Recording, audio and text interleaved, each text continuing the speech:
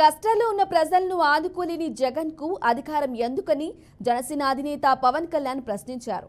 కూటమి అభ్యర్థులకు మద్దతుగా విశాఖ దక్షిణ నియోజకవర్గంలో నిర్వహించిన ఎన్నికల ప్రచారంలో ఆయన పాల్గొని ప్రసంగించారు. మన తలరాతలు మనమే రాసుకోవాలని, దోపిడీ ప్రభుత్వాన్ని బంగాళాఖాతంలో కలపాలని ప్రజలకు పిలుపునిచ్చారు. జనసేన కోసం కాదు, 5 కోట్ల ప్రజల కోసం ఆలోచిస్తానని చెప్పారు. నాయకత్వం అంటే ఒక తరం కోసం ఆలోచించడమన్నారు.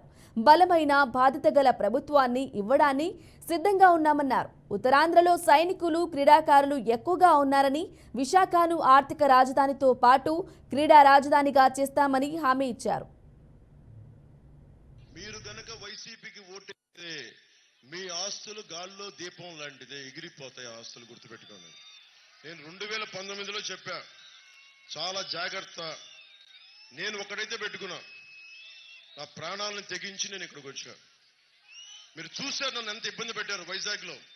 మీకు తెలుసు నన్ను ఎంత ఇబ్బంది పెట్టారు, మీకు తెలుసు ఎంత బెదిరించారో తెలుసు. ఒక ఐపీఎస్ అధికారి కూర్చోబెట్టి నన్ను కూర్చోమంటాడు. అరే, నా ఫండమెంటల్ రైట్ అది, నా ప్రాథమిక హక్కు అది. నా కోసం ప్రజలు బయటకు వచ్చినప్పుడు నమస్కారానికి ప్రతి నమస్కారం చేయడం సంస్కారం, అది నా హక్కు అది. జగన్ చెప్పాడు అందుకని నువ్వు కూర్చో అంటాడు. ఎదురు తిరగలేక కాదు, తిక్కలేక కాదు, నాకు తిక్క రేగితే నాకు ముఖ్యమంత్రి వాళ్ళ అమ్మమ్మ కూడా ఎవరు గుర్తురాడు నాకు.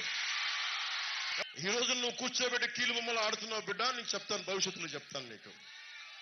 ఎందుకంటే ప్రతి అధికారికి, ఈ రాష్ట్ర పౌరులకి ప్రతి ఒక్కడికి సమాన హక్కులు ఉన్నాయి. ఇంకొకటి మానవ హక్కుల్ని కాలరాచే హక్కు ఏ అధికారికి లేదు.